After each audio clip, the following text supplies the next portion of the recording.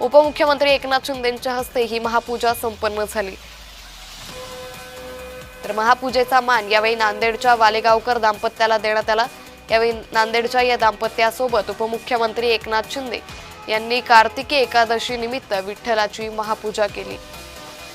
तर यावेळी पंढरीची वारी आपल्या दारी या कार्यक्रमाचा समारोपही उपमुख्यमंत्री एकनाथ शिंदे यांच्या उपस्थितीमध्ये पार पडला।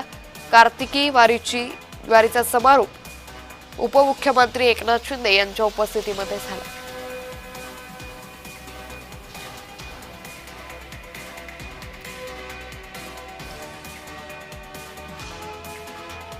पुण्य केलं असेल तर एकादशी दिवशी दर्शन मिळतं असं वारकरी संप्रदायातलं अध्यात्म सांगतं। आज तुम्हाला महापूजा करायचा मान मिळालाय, तर उपमुख्यमंत्र्यांबरोबर काय भावना आहे? आम्हाला काही नाही साहेब, खूप आनंद झाला मुख्यमंत्री साहेबांना भेटायचा।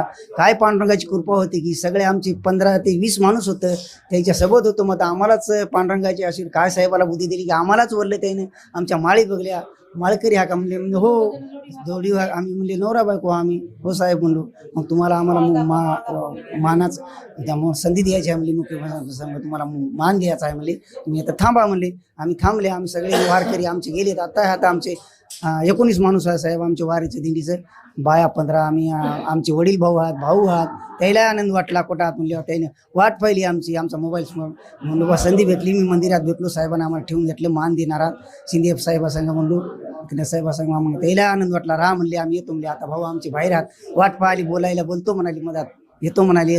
पती समवेत विठ्ठल रुक्मिणीचं दर्शन घेणं सौभाग्याचं मानलं जातं, तुम्हाला तर महापूजेचा मान मिळालाय, काय भावना आहे तुमची? काय भावना नाही, आनंद वाटला आम्हाला, आनंद वाटला।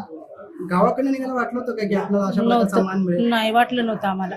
आम्ही दर्शनाला येऊ लागले विठ्ठलाच्या, आम्हाला जाता जाता इकडे अडवलं, माळ बघू द्या म्हणले, तुम्ही दोघं हो का म्हणले ना, जोडपं हो का म्हणले ना, म्हणले हो, त्याला खरं वाटलं गेलं। मग पुन्हा आमच्या अण्णा विचारले। संतोष कुलकर्णी, जय महाराष्ट्र न्यूज, पंढरपूर।